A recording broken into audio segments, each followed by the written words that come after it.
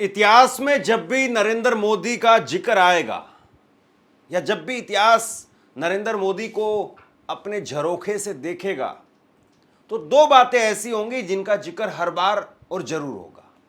एक तो उनका भाषण देने का स्टाइल, भाषण देने का अंदाज, और दूसरा फोटो कैसे खिंचवाई जाए। अगर कैमरा आपकी तरफ देख रहा है तो आपको किस तरीके से कैसे स्टाइल मारना है, किस तरीके से रिएक्ट करना है, ये नरेंद्र मोदी जी के बारे में जरूर लिखा जाएगा। आपको याद होगा 22 अप्रैल को पहलगाम का हमला होता है और 22 अप्रैल के पहलगाम के हमले के 46 दिन बाद में आज पहली बार नरेंद्र मोदी साहब वो पहुंचे जम्मू कश्मीर, और जम्मू कश्मीर में उन्होंने चिनाब ब्रिज का उद्घाटन किया। अब इसको लेकर के एक तस्वीर निकल करके सामने आई, जरा ये तस्वीर आप देखिए फिर इस पर बात करते हैं। ये तस्वीर देखिए जिसमें नरेंद्र मोदी साहब चिनाब ब्रिज पर तिरंगा लहराते हुए फोटो खिंचवाते हुए नजर आए। तिरंगा लहरा रहे हैं, बड़ा सा तिरंगा लिया और बड़ा सा तिरंगा लेकर के नरेंद्र मोदी जी यहां पर कभी इस तरफ कभी उस तरफ, कभी ऐसे कभी वैसे, और यही स्टाइल उनका कि कैमरे में कैसे कैप्चर होगा, शायद उनके भक्तों को, उनके लोगों को बहुत पसंद आता है। और अब इस विजुअल को लेकर के बहुत कुछ लिखा जा रहा है। दूसरी एक और वीडियो निकल करके सामने आई जिसमें शायद ओवर एक्टिंग भी फेल हो गई। रेल मंत्री अश्विनी वैष्णव, उन्होंने क्या गजब ढाया है, मैं आपको कुछ देर बाद में आपको दिखाता हूं, लेकिन उससे पहले नरेंद्र मोदी पर थोड़ी बात कर लेते हैं।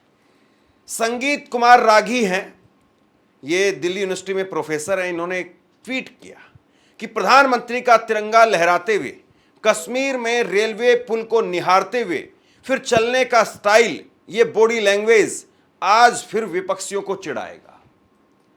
दोस्तों, मैं ये बात आपसे समझना चाह रहा हूं, आप बताइए जरा, क्या प्रधानमंत्री का काम अब सिर्फ ये रह गया कि वो कैसे स्टाइल मारें और कैसे विपक्षियों को चिढ़ाएं? क्या प्रधानमंत्री सिर्फ इस बात के लिए बने हैं? यह बात सही है कि आज उन्होंने चिनाब ब्रिज का उद्घाटन किया। हालांकि चिनाब ब्रिज का जिसका आज उद्घाटन किया गया है, जिसको एफिल टावर से भी ऊंचा बताया जा रहा है, उस ब्रिज को नरेंद्र मोदी के राज में शुरुआत उसकी नहीं हुई थी। उसकी शुरुआत 2003 में हुई थी, फिर कांग्रेस की सरकारों के समय पर भी उस पर काम हुआ है, मोदी जी के भी 11 साल में भी उस पर काम हुआ है, तब जाकर के आज उसका उद्घाटन हुआ है। लेकिन खैर, पूरा क्रेडिट आप जानते हैं कैसे नेहरू तक का भी क्रेडिट नरेंद्र मोदी ले लेते हैं और अपनी गलती पर नेहरू तक को लपेट देते हैं। तो ये खासियत रही एक तरीके से नरेंद्र मोदी, खासियत की जगह पर आप चाहें तो दूसरा शब्द इस्तेमाल कर सकते हैं। तो ये भाजपा की तरफ से, भाजपा समर्थकों की तरफ से, संगीत रागी जो है वो कट्टर भाजपा समर्थक आप कह सकते हैं। तमाम चैनलों पर रोजाना शाम 5 से 10 बजे तक बैठने का इनका काम है। तो ये कह रहे हैं कि तिरंगा लहराते हुए ये तस्वीर विपक्षियों को चिढ़ाएगी। क्यों भाई? तिरंगा लहराने से विपक्षियों को क्यों दिक्कत होगी? अरे भाई, तिरंगा तो एक बहुत लंबे वक्त तक जिस विचारधारा को आप फॉलो करते हैं, उनके सबसे बड़े मुख्यालय में तिरंगा लहराया नहीं गया। तो तिरंगे से तो किसको क्या दिक्कत थी और तिरंगा लहराने से किसको दिक्कत होती थी? आरएसएस के कार्यालय में, आरएसएस हेडक्वार्टर में तिरंगा नहीं लहराया गया था। संगीत रागी जो है वो, उनको लगता है कि हम नया नया चिकना चिकना लेप लगाएंगे और उसी को लोग देखेंगे। ये मीडिया है साहब, और सोशल मीडिया, ये आपका वो टीवी चैनल की डिबेट नहीं है, जो आप बोलेंगे वही लोग मान लेंगे। फिर इसके बाद में और बहुत कुछ लिखा जाने लगा इस तस्वीर को लेकर के। संबित पात्रा, उन्होंने ट्वीट किया। संबित पात्रा ने ट्वीट करके लिखा कि न झुकेगा तिरंगा न रुकेगा हिंदुस्तान, यही है हमारा स्वाभिमान। वहीं सुप्रिया सुनेत ने लिखा कि 45 दिन तक कश्मीर की ओर देखा तक नहीं, ना पहलगाम गए, ना पुंछ गए, ना घायलों से मिले, ना लोकल लोगों से मिले, अलग अलग प्रदेशों में घूम घूम करके सस्ते डायलॉग बोले। 3 आतंकी अभी भी फरार हैं, फीता काटने, फोटो खिंचवाने के लिए लपक के चले आए। ये अलग लेवल की थितरई है। अब देखिए क्या है क्या नहीं है, इसको तो लोग बेहतर तरीके से इसको देख लेंगे, और लोग इस बात को भी जानते हैं कि कौन राजनीति कर रहा है, कौन सवाल पूछ रहा है और कौन थितरई कर रहा है। लेकिन सवाल यह है कि प्रधानमंत्री की 2 मिनट की क्लिप मैं आपको सुनाना चाहता हूं और आप जरा सुनिए। उसमें वो कह रहे हैं कि पाकिस्तान को जब भी सिंदूर याद आएगा तो उसकी करारी शिकस्त उसको याद आएगी। जब भी पाकिस्तान सिंदूर शब्द सुनेगा उसको शिकस्त याद आने लगेगी। सवाल इस बात का ही है दोस्तों कि जब ऑपरेशन सिंदूर के जरिए हमारी सेना सफलतापूर्वक पाकिस्तान में टारगेट कर रही थी तो फिर सीज फायर हुआ और सीज फायर को लेकर के स्पेसिफिक मोदी जी के मुंह से लोगों ने यह नहीं सुना है कि सीज फायर को लेकर के हमने क्या क्या हासिल किया है या सीज फायर किन किन कंडीशंस पर किया गया है या सीज फायर को लेकर के विपक्ष कह रहा है कि आपने उन तमाम आतंकियों को क्यों नहीं मांगा। आप छोड़ दीजिए सारी बातें। आप एक बार जरा मोदी जी के मुंह से पहलगाम को लेकर के, कश्मीर को लेकर के, सेना को लेकर के जो बोल रहे हैं एक बार सुनिए और अपने माइंड में एक सवाल जरूर रखिए सुनते सुनते कि सीज फायर कैसे हुआ या सीज फायर जरूरी था या नहीं था। अगर परिस्थितियां हमारे हिसाब से इतनी अनुकूल थी और हम इतने सटीक अंदाज में करारा प्रहार कर रहे थे तो फिर सीज फायर की क्या वाकई जरूरत थी या नहीं। सुनिए जरा एक बार और आकलन कीजिए और बताइए। आज 6 जून है, याद कीजिए 1 महीने पहले, ठीक 1 महीने पहले 6 मई की वो रात पाकिस्तान के आतंकियों पर कयामत बरसी थी। अब पाकिस्तान कभी भी ऑपरेशन सिंदूर का नाम सुनेगा तो उसे अपनी शर्मनाक शिकस्त याद आएगी। पाकिस्तानी फौज और आतंकियों ने कभी सोचा नहीं था कि भारत पाकिस्तान में सैकड़ों किलोमीटर अंदर जाकर के आतंकवादियों पर इस तरह वार करेगा। बरसों की मेहनत से उन्होंने आतंकी जो इमारतें बनाई थी वो कुछ ही मिनटों में खंडहर में बदल गई है।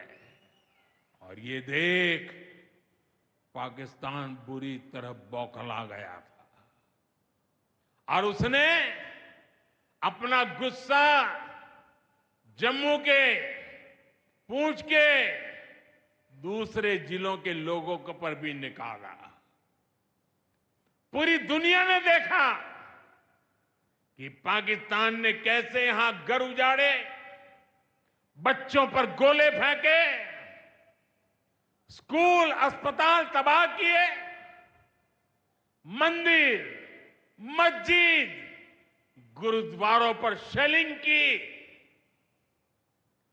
आपने जिस तरह पाकिस्तान के हमलों का मुकाबला किया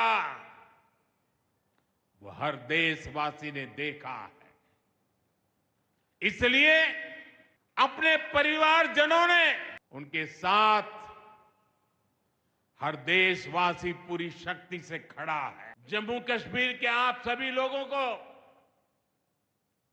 और आप सबसे नरेंद्र मोदी का वायदा है,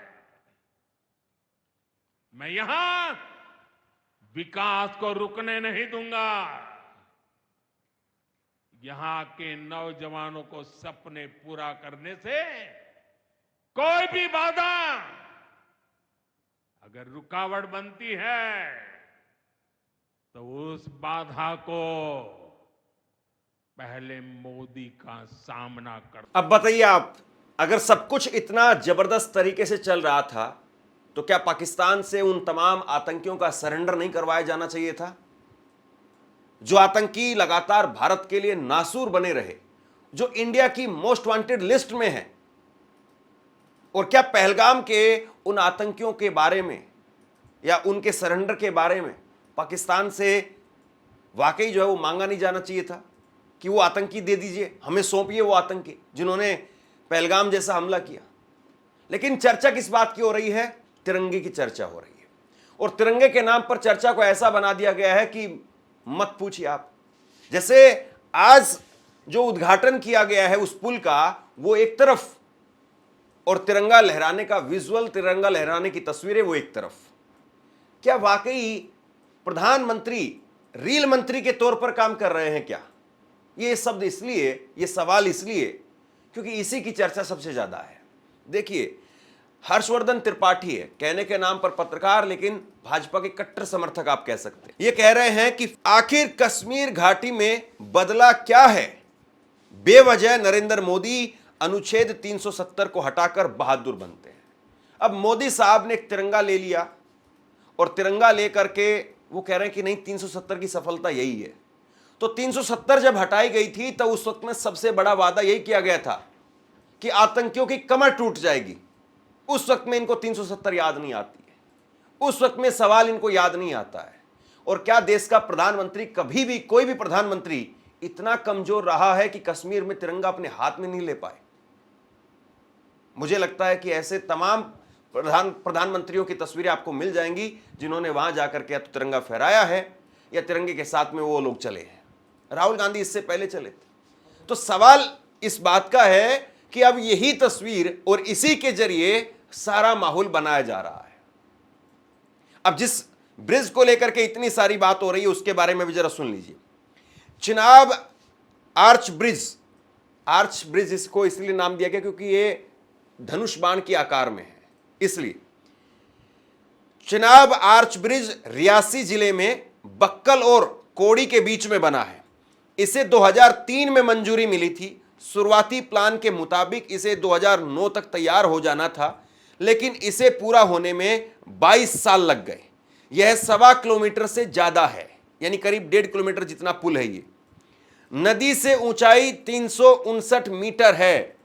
यह पेरिस के एफिल टावर 330 मीटर से 29 मीटर और ऊंचा है, जिसकी लागत 1486 करोड़ रुपए है। आप देखिए, जिस ब्रिज को लेकर के इतनी तालियां जो है बजाई जा रही हैं, उसकी लागत है 1489 करोड़ रुपए। और यहां पर एक सरकार गिराने के लिए, एमएलए खरीदने के लिए कितने पैसे खर्च कर दिए जाते हैं, करप्शन में कितने पैसे खर्च हो जाते हैं, घोटाले कितने बड़े बड़े निकल करके सामने आते हैं। तो सोचिए, एक इतना शानदार ब्रिज बना है, इसमें कोई शक नहीं है कि चिनाब ब्रिज बहुत शानदार है, भारत के लिए बहुत जरूरी है। चिनाब ब्रिज के बनने से भारत की सेना को जबरदस्त फायदा होगा। पाकिस्तान के लिए एक तगड़ा झटका है चिनाब ब्रिज का बनना, क्योंकि श्रीनगर तक अब सीधी रेल दौड़ेगी। और यही सपना 22 साल पहले जो है वो देखा भी गया था। उस वक्त में भी यही सोच करके इस पुल के निर्माण की मंजूरी दी गई थी कि सेना सीधी रेल के ट्रैक के जरिए अपना सामान, अपने टैंक, अपने हथियार श्रीनगर तक पहुंचा सकती है।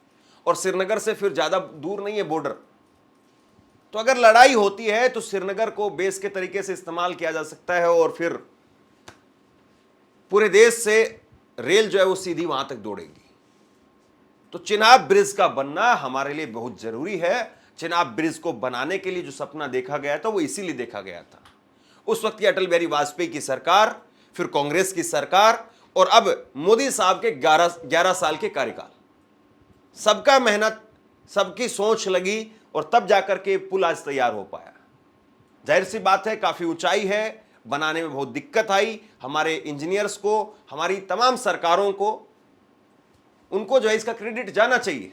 लेकिन आज मोदी जी की तिरंगा लहराते हुए की तस्वीर, बस उसी पर चर्चा है, उसी पर 1 लाख रील बन जाएंगी और वो लाखों रील भाजपा के अलग अलग व्हाट्सएप स्टेटस पर लगेंगी और असल मुद्दों से चर्चा गायब। क्या पहलगाम को लेकर के सवाल खत्म हो गए? क्या पहलगाम को लेकर के बातचीत अभी नहीं होनी चाहिए? देखिए, वरिष्ठ पत्रकार हैं दिबांग, और उन्होंने लिखा है कि पहलगाम पर संसद का विशेष सत्र नहीं। अब 1.5 महीने बाद होगी मानसून सत्र की चर्चा। सीज फायर पर ट्रंप के दावे, इसकी वजह क्या? सिर्फ डीजीएमओ का फोन, कितने विमान गिरे, कैसे आतंकी आए, कहां गए चारों आतंकी, इंटेलिजेंस कहां थी, सुरक्षा क्यों नहीं थी? तब तक माहौल गर्म रहेगा, भाषा हथियार बनेगी। ये इन्होंने कल देर रात को जो है 11:30 बजे ट्वीट किया है। तो ऐसा नहीं है कि अभी भी बोलने वाले नहीं बोल रहे हैं, बोलने वाले अभी भी बोल रहे हैं।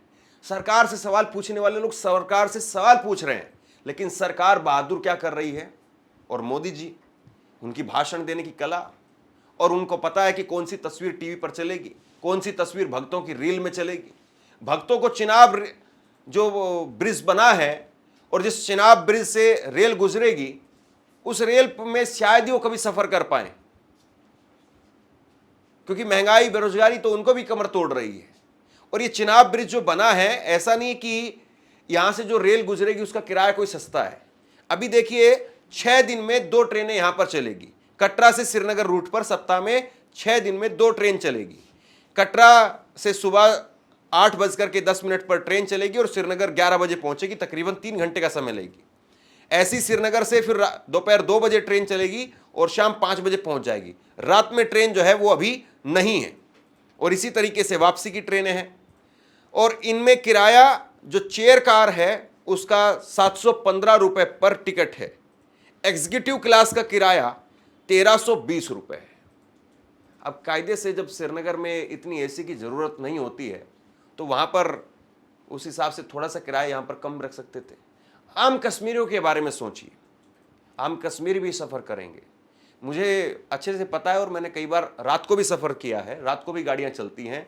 अगर आप श्रीनगर से कटरा आना चाहते हैं, जम्मू आना चाहते हैं, तो छोटी छोटी गाड़ियां वहां पर चलती हैं, छोटी छोटी जीप चलती है। 1000 रुपए 1500 रुपए वो लोग लेते हैं। तो सोचिए वो लोग प्राइवेट में जब छोटी छोटी बसें गाड़ियां चला करके 1000 रुपए में अगर वो लोग श्रीनगर से और जम्मू पहुंचा रहे हैं, तो रेल में तो किराया और सस्ता होना चाहिए ना। लेकिन रेल में भी एग्जीक्यूटिव क्लास में 1320 रुपए का किराया है।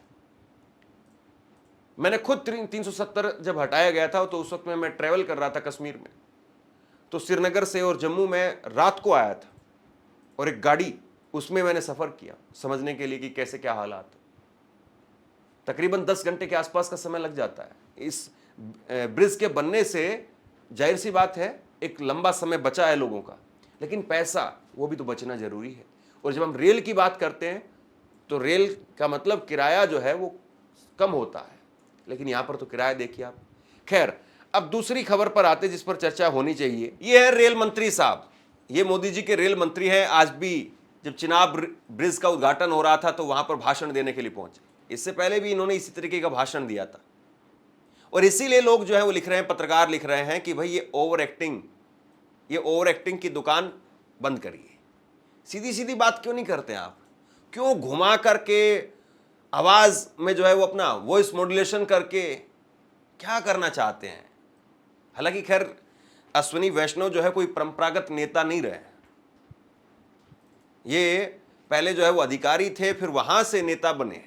अब किसी ने कहा होगा कि आपको अगर 29 में टिकट लेना है, चुनाव लड़ना है, तो थोड़ा सा नेता स्टाइल में भाषण देना होगा। इसलिए अब सोशल मीडिया पर जिस तरीके से रिएक्शन आ रहे हैं उसमें क्या ही कहें। एक यूजर है रोफेल गांधी और उन्होंने लिखा कि बदहजमी, पेट में गैस, पुराने कब्ज का रामबाण इलाज, भाइयों बहनों वैष्णव चूर्ण, बोलो बहन जी, बाबूजी आया पीछे भी आया। जैसे मतलब कि रेल में कोई आदमी वो चेन बेचता है, ऊपर छत पर घिस करके आपको दिखाता है, फिर वो झुट-मुट में वो कायम चूर्ण बेचता है, फिर वो कोई ऐसी दांत में कीड़ा निकालने वाली दवाई बेचता है, फिर वो झुट-मुट में कहता है कि हाँ हाँ आपको 2 चाहिए, पीछे आ रहा हूं, मैं आ रहा हूं। लोग कह रहे हैं कि इस स्टाइल में रेल मंत्री भाषण दे रहे हैं। आज एक और रत्न जुड़ा है। आज जम्मू से श्रीनगर को जोड़ने वाली रेलवे लाइन का उद्घाटन माननीय प्रधानमंत्री श्री नरेंद्र मोदी जी ने किया है।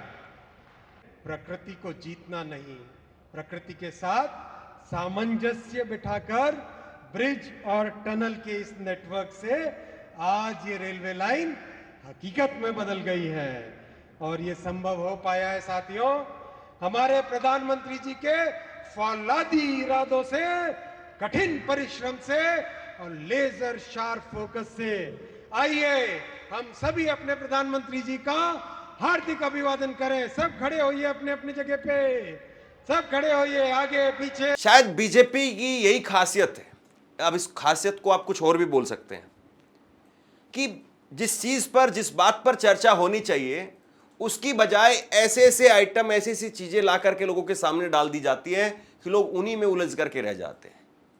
पहलगाम, ऑपरेशन सिंदूर या सीज फायर जरूरी था या नहीं था, या जरूरी था तो उससे क्या हासिल हुआ, या ट्रंप को लेकर के, इन सारी चीजों पर चर्चा गायब मिलेगी आपको। और आज जो है वो यही बताया जाएगा कि एफिल टावर से ऊंचा चिनाब ब्रिज बन गया है। कोई ये नहीं कहेगा कि 2003 में इसकी शुरुआत हुई थी।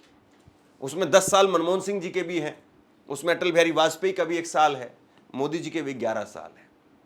खैर, देश को मुबारक हो, देश को आज एक नया ब्रिज मिला है, जरूरी ब्रिज है, लेकिन मोदी जी जरूरी सवालों का जवाब कब देंगे, वो मुबारकबाद कब मिलेगी, सवाल ये है। आप क्या सोचते हैं नीचे कमेंट बॉक्स में लिख करके जरूर बताइए। इस वीडियो को शेयर कीजिए। धन्यवाद।